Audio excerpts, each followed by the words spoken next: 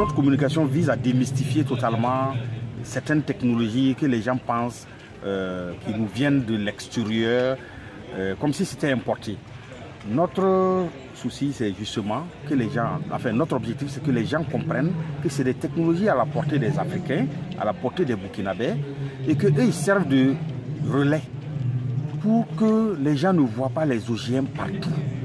Quand on voit des grosses bananes bien rouges, les gens disent oui, ça c'est des OGM qui sont venus. La papaye est trop grosse, c'est un OGM. Quand le poulet est gros, on dit c'est un OGM.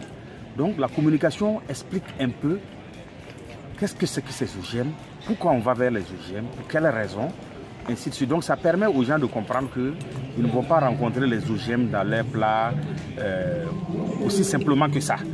Et que même si c'est le cas, c'est réglementé par une autorité compétente. En tant qu'OFAP, nous allons encore continuer la communication avec des décideurs politiques, avec des leaders religieux, parce qu'eux tous sont concernés. Il faut que lorsque un gouvernement souverain s'engage à faire venir une technologie dans un pays pour un objectif de souveraineté alimentaire, de sécurité alimentaire, que tous les Burkinabés accompagnent cette technologie et que les gens aient confiance à leurs chercheurs, parce que la recherche nationale ne va pas promouvoir un produit qui peut être néfaste pour nos populations. Ça ne peut jamais être l'objectif d'une recherche nationale.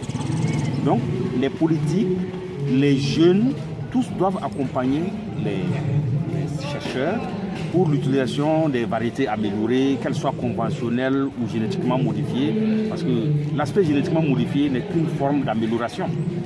Donc, on veut lever la peur autour de ces technologies et surtout rassurer les populations que des scientifiques burkinabés sont impliqués dans la recherche, sont impliqués dans la mise à disposition de toutes ces technologies et que les craintes qu'on peut avoir par rapport à ces produits sont gérées par l'Agence nationale de biosécurité.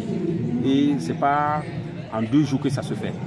Par exemple, nous avons commencé les études depuis 2011 sur le niébé génétiquement modifié, mais il n'est pas encore dans nos plans.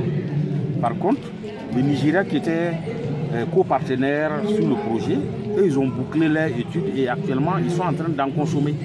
Donc, ils sont comme un peu des cobayes pour nous. Mais nous, nous sommes rassurés que la protéine BT qu'ils consomment dans le niébé est consommée depuis plus de 22 ans par des Américains, par les Africains du Sud, et il n'y a aucun souci.